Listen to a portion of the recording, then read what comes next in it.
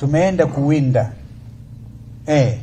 Ukiwinda hamwezi kupitia njia moja.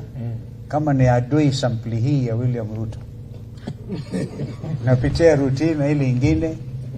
But we want to assure Kenyans that we are going to unite. We have no option.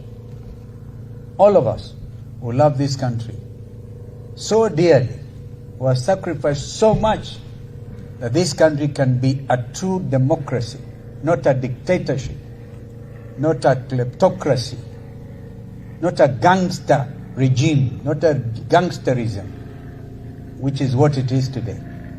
So I want to tell Mr. William Ruto, please stop. Stop imagining that one Stephen Kalonzo Musyoka can ever join you. We'll meet at the ballot.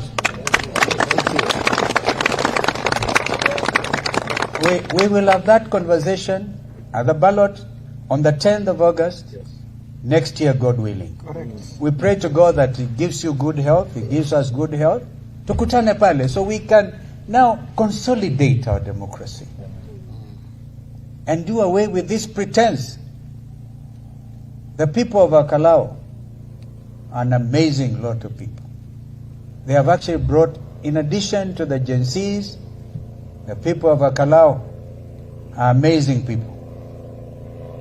They have shown that the right to development is a basic right. The right to get those roads and all those other things is their right. But they will write, they will vote, and there's such a determination. I think we have a 2002 moment. I remember that time, any of us trying to look backwards, wananchi walikuwa wanamwangalia kabisa.